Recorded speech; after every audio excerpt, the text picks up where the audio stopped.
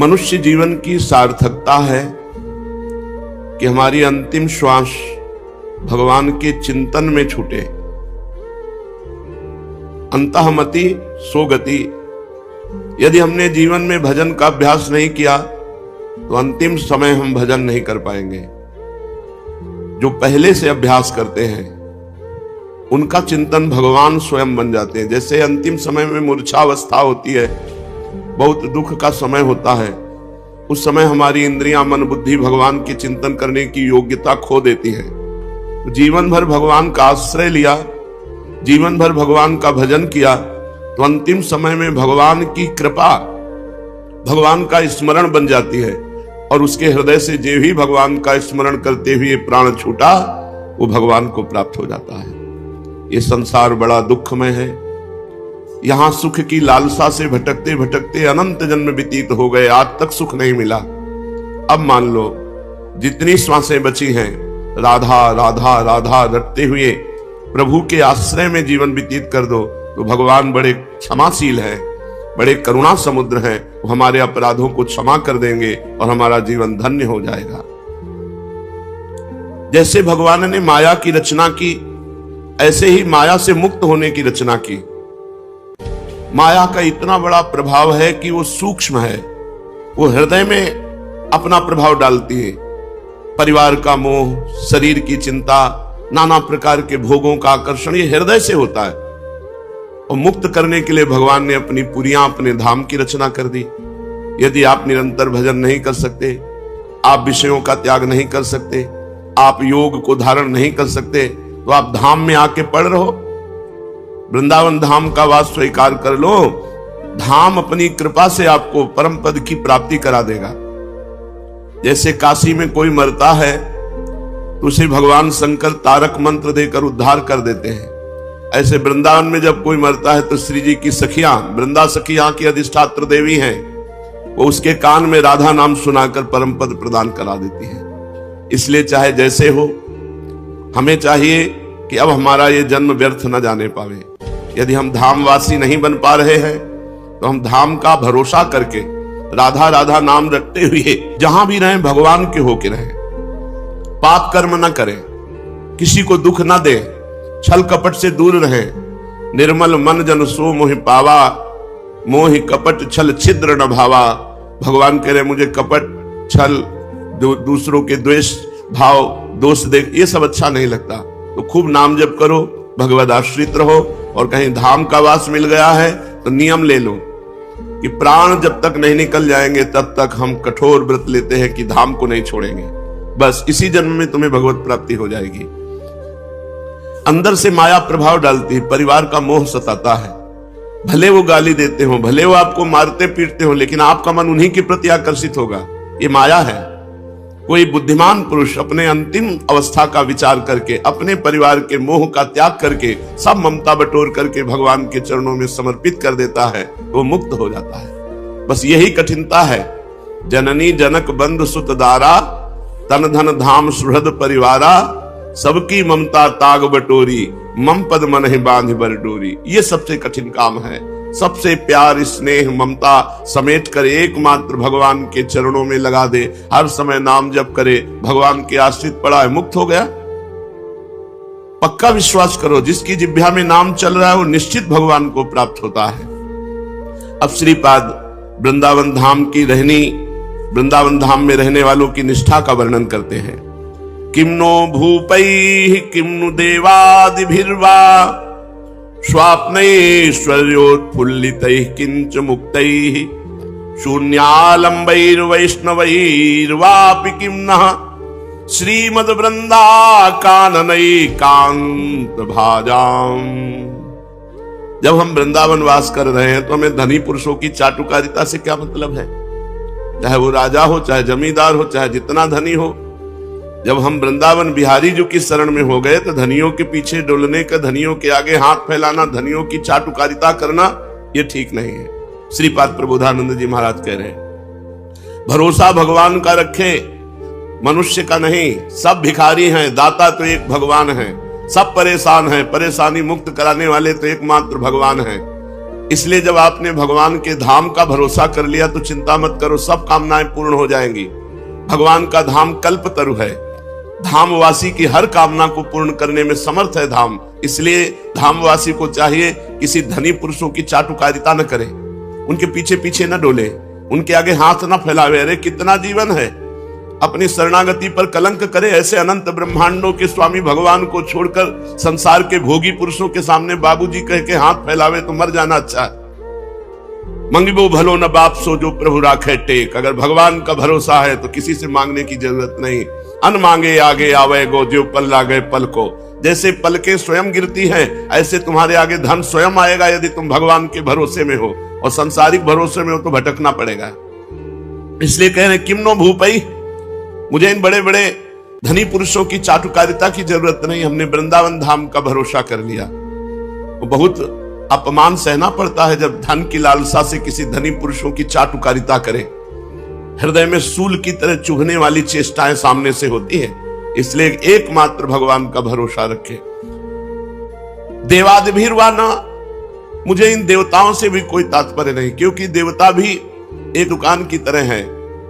हमारे पुण्यों का फल दे सकते हैं, इसके आगे नहीं देवता दे सकते। उदार तो भगवान है, जो चाहे वो कर सकते हैं। देवता नहीं कर सकते कि जो चाहे वो कर दे।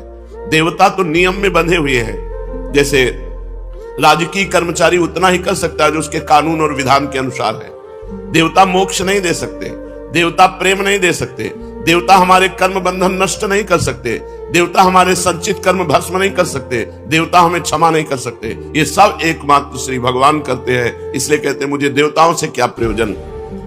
और जो मुक्त हो गए अब उनसे क्या प्रयोजन, क्योंकि वो तो मुक्त हो गए हैं, वो तो ब्रह्म स्वरूप हैं, उनसे किसी से मतलब नहीं, उनकी दृष्टि में द्वैत नहीं।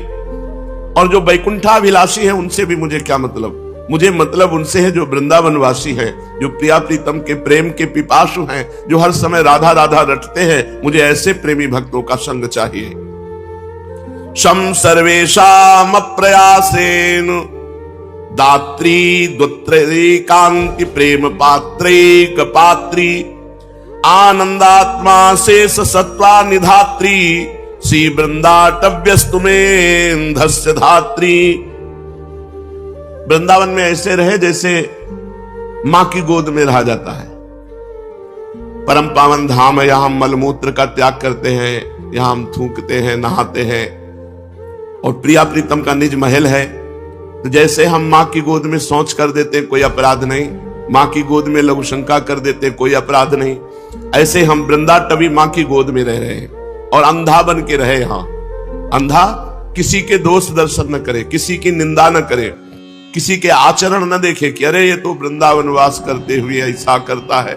यदि आप किसी के दोष देखेंगे तो वो दोष आप में आ जाएंगे और निंदा करने का आपको पाप लगेगा। इसलिए कह रहे हैं आनंदात्मा शेष सत्वानि धात्री श्री वृंदाटव्यस्तु में अंधस्य धात्री। धात्री माने मां, अंधस्य माने अंधा। मैं अंधा पुत्र हूं, कुछ नहीं देखता, किसी की बात नहीं देखता, बस अपनी बात देखता हूं। मेरे में क्या कमियां हैं ये दूर करना है, दूसरे में क्या कमी है भगवान जाने। भगवान उसको जैसे चला रहे वो चल रहा है। हमें किसी की निंदा करने का अधिकार नहीं है। अगर हम निंदा करते हैं तो पर निंदा के कीते आवत नहीं कछु हाथ। मूर्ख पर्वत पाप को ले चल अपने साथ। जो दूसरे की निंदा करते हैं वो दूसरों के पाप की गठरी अपने सिर पर बांधकर नरक की यात्रा करते हैं। इसलिए वृंदावन रहना है तो अंधा बन के रहना है। आंख होते हुए भी हमें सब में भगवत भावना करनी, किसी के दोष दर्शन नहीं करने।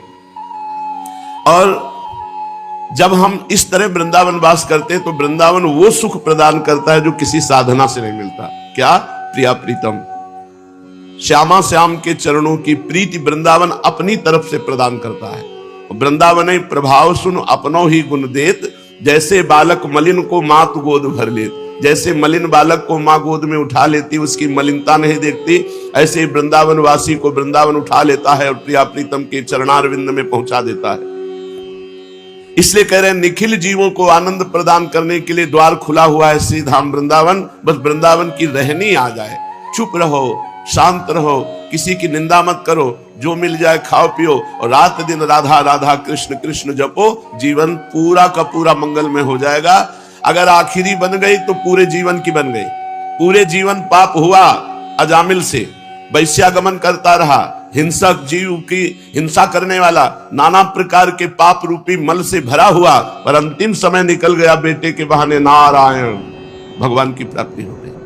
अंतिम बन गया तो पूरा जीवन बन गया। इसलिए सबको चाहिए अपनी अंतिम सुधार ले। चलते हैं परम पावन चरित्र श्री कृष्ण चैतन्य महाप्रभु का। महाप्रभु चैतन्य देव का ब्याह श्री विष्णु प्रिया जी से हो गया है। ब्याह होते ही महाप्रभु की दशा बदल गई। महाप्रभु उन्माद अवस्था को, कभी एकांत में बैठे हुए कुछ बोल रहे हैं, किसी की समझ में नहीं आ रहा है, कभी हुंकार मारकर पृथ्वी पर लौट जाते हैं, कभी कई कई घंटे भाव दशा में बैठे हैं। ऐसी दशा चैतन्य महाप्रभु की रहने लगी। बड़े बड़े वैद्य बुलाए गए, वैद्यों की बस की बात नहीं कि इस भाव दशा को जान सके। तो कोई कहता दिमाग में गर्मी चढ़ गई है, कोई कहता भूत प्रेत का आवेश है, कोई कहता भगवत आवेश है, पर कोई निर्णय नहीं कर पाया। महाप्रभु स्वतः ही स्वस्थ हो गए। महाप्रभु ने इच्छा जताई कि अब हम तीर्थ यात्रा करना चाहते हैं। जब हम तीर्थ यात्रा करते हैं तो हमारा हृदय पवित्र होने लगता है। पवित्र हृदय ही भगवान का भजन करता है। पवित्रता जब अंदर प्रवेश करेगी तो आपके अंदर खुद दोषों के त्याग की बात आ जाएगी। एक भगत जी रोज पेपर पढ़ते हैं और जब वृंदावन आए खुद उन्होंने कह दिया कि मुझे अब पेपर नहीं पढ़ना। जीवन भर हो गया नियम पूर्वक पढ़ते हुए, बोले अब मुझे नहीं पढ़ना। जब वृंदावन आया हूं तो मुझे भगवान का भजन करना है, भगवान की बातें पढ़। क्या हुआ? इतनी बड़ी आसक्ति पेपर की होती है कि लोग सुबह से इंतजार करते हैं जैसे भगवान के दर्शन का इंतजार। ऐसे वो इंतजार करते, पेपर आया बस पूरा उस संसार में क्या हो रहा है मोटी हेडिंग में तो एक बार पूरा पढ़ जाए, और वो पूरा जीवन पढ़ते रहे। छोटी छोटी बातों को अपने लोग देखते हैं, धाम का प्रभाव क्यों उनका नहीं। ये सब क्या है? ये भगवान की कृपा है। ये भगवान की कृपा से जब हम धाम में आए तो धाम पवित्रता इतनी प्रदान करता है कि धीरे धीरे सारे दोष, दुर्गुण, ममता ये सब नष्ट होती चली जाती है और जीव अनंत जन्मों से बिछड़ा हुआ भगवान को प्राप्त कर लेता है। आश्विन शुक्ला दशमी का दिवस है। आज ही के दिन भगवान श्री रामचंद्र जी ने लंका पर विजय प्राप्त करने के लिए चढ़ाई की थी। घर घर आनंद मनाया जा रहा है। आज के ही दिन वर्षा काल की परिसमाप्ति समझी जाती है। व्यापारी आज के ही दिन वाणिज्य के निमित्त विदेशों की यात्रा करते हैं। राजागण आज के ही दिन दूसरे देशों को दिग्विजय करने के निमित्त अपनी अपनी सेनाओं को सजाकर राज्य सीमा से बाहर होते हैं। 4 महीने एक ही स्थान पर रहने वाले परिव्राजक सन्यासी जन आज के ही दिन फिर से भ्रमण करना आरंभ कर देते हैं। तीर्थ यात्रा करने वाले भी आज के ही दिन यात्रा के लिए प्रस्थान करते हैं। अब की नवद्वीप में बहुत से यात्रा गया धाम की करने जा रहे थे, तो गौरांग महाप्रभु के मौसा पंडित चंद्रशेखर भी गया धाम को जाना चाहते थे। उन्होंने अपनी इच्छा निमाई को जताई। सुनते ही निमाई बड़ी प्रसन्नता प्रकट की और सची माता की आज्ञा लेकर चैतन्य महाप्रभु भी अपने स्नेही छात्रों के साथ गया जी की यात्रा का निश्चय किया। सब सामान जुटाकर अन्य लोगों को साथ लेकर ये गया धाम के लिए चल पड़े। इस प्रकार ये अपने सभी साथियों के साथ आनंद मनाते और प्रेम में श्री कृष्ण कीर्तन करते हुए मंदार नामक स्थान पर पहुंचे। इन स्थान में पहुंचकर इन्हें बड़े जोर से बुखार आ गया। इनके साथी इनकी ऐसी दशा देखकर बहुत अधिक चिंतित हुए, भांति भांति के उपचार करने लगे, किंतु इन्हें किसी प्रकार भी लाभ नहीं हुआ। अंत में इन्होंने अपनी औषधि अपने आप ही बताई। इन्होंने कहा मेरी व्याधि इन प्राकृतिक औषधियों से नहीं जाएगी। यह रोग तो असाध्य है, एकमात्र इसकी औषधि है भगवान की कृपा। भगवान की प्रसन्नता से ही यह रोग जाएगा। यदि भजन करने वाले वैष्णवों की पूजा की जाए तो भगवान की कृपा प्राप्त हो जाती है। जो ब्रह्म ऋषि जन है, जो वैष्णव जन है, यदि इनकी चरण सेवा हो तो भगवान प्रसन्न हो जाते हो। भगवान प्रसन्न हो जाए तो सब रोग दोष मिट जाते हैं। भगवान ने स्वयं कहा है कि अग्नि और ब्राह्मण ये मेरे 2 मुख हैं। नाहम तथा अग्नि यजमान वीर विताने अच्युतो घृतप लुत मदन दुतभुंक्त मुखे न। अग्नि में खूब आहुति देने से मैं उतना प्रसन्न नहीं होता जितना बढ़िया खीर और घी टपटपाता हुआ हलवा ब्रह्म ऋषि और वैष्णव जन को पवाया जाए तो मैं जितना प्रसन्न होता हूं उतना अग्नि में आहुति देने से नहीं प्रसन्न होता। तो चैतन्य महाप्रभु ने कहा कि अगर यहाँ के वैष्णव और ब्राह्मणों की पूजा की जाए, उनकी चरण रज हमारे शरीर पर लगाई जाए तो हमारा रोग दूर हो जाए। महापुरुष वही आचरण करवाते हैं जिनसे जगत का मंगल होता है। एक विद्यार्थी ने प्रश्न किया, गुरुजी, जो ब्राह्मण नहीं है, केवल ब्रह्म बंधु है, अर्थात केवल ब्राह्मण कुल में जन्मा है और ब्राह्मणों के आचरण नहीं करता, संध्या गायत्री शास्त्र की मर्यादा के अनुसार वो ब्राह्मणत्व नहीं धारण करता, तो क्या उनका भी इतना ही आदर है जितना आप कहते हैं कि वैष्णव और ब्राह्मणों की चरण रज मिल जाए तो हमारा शरीर निरोग हो जाए? हम तो समझते हैं जो ब्राह्मण कुल में जन्मे हैं और ब्राह्मणों का आचरण नहीं करते तो वो काठ के हाथी है, उनमें ब्राह्मणत्व ही नहीं है। जैसे काठ के हाथी से हाथी पने का कोई काम नहीं चलने का, उसी प्रकार जो धर्म कर्महीन ब्राह्मण है वो नाम मात्र का ब्राह्मण है, वो आदर का पात्र नहीं हो सकता। थोड़ी देर चैतन्य महाप्रभु चुप रहे और कहा, एक प्रकार से तुम्हारा कथन ठीक है, जो अपने धर्म कर्म से रहित है वो तो दूध न देने वाली वंध्या गौ के समान है, उससे सांसारिक स्वार्थ कोई सद नहीं सकता। फिर भी जो काम हम भाव से करते हैं उसमें लाभ मिलता है। जैसे वो कर्म धर्म नहीं जानता, लेकिन हम भाव से पूज रहे हैं कि ये ब्राह्मण है, ये वैष्णव है, तो हमको हमारे पूजन का लाभ मिलेगा क्योंकि हमने उस पर भाव किया। वो धर्म कर्महीन है तो वो भोगेगा, हमने भाव किया तो हमारा मंगल हो जाएगा। जो श्रद्धा के साथ शास्त्रों की आज्ञा के अनुसार अपने को ही सुधारने का सदा प्रयत्न करते हैं, उनको चाहिए कि ऐसी बातें न करें, दूसरे में दोष दर्शन न करें। संसार में कोई ऐसा नहीं जिसमें गुण दोष ना हो। जड़ चेतन गुण दोष में विश्व कीन करतार, संत हंस गुण गाहे पे परिहरिवार विकार। सब गुण दोष में संसार है। क्या करे? जैसे दूध और पानी मिला के रख दे तो हंस दूध पी लेगा, पानी छोड़ देगा। ऐसे ही जो संत स्वभाव के लोग हैं वो दूसरों के गुण ग्रहण करते हैं, दोष दर्शन नहीं। इसलिए अपनी बुद्धि को संकुचित बनाकर, जैसे हम गाय दूध दे या न दे, हम उसकी सेवा करते हैं गौ माता मानकर, ऐसे ही ब्राह्मण अपने कर्म से भ्रष्ट है वो जाने, हम उसे ब्राह्मण मानकर सम्मान करते हैं, हम उसे वैष्णव मानकर सम्मान करते हैं। वो जो करेगा वो खुद भोगेगा, हम जो भाव कर रहे हैं उसमें हमारा मंगल हो जाएगा। सर्वश्रेष्ठ भाव अपने को सुधारना है, सामने वाले के गुण दोष देखने नहीं है।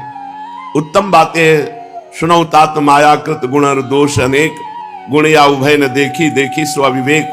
किसी के गुण दोष न देखे, सब में भगवान को देख करके उपासना करे तो मंगल हो जाए। देखो भगवान ने स्वयं ब्राह्मणों का कितना आदर किया। भृगु जी महाराज भगवान की छाती में जाके लात मारा, ब्रह्म ऋषि हैं, तो भगवान गुस्सा नहीं हुए, भृगु जी के चरण पकड़ लिए और दबाने लगे, बोले अतीव कोमलौ तात चरणौ ते महामुने।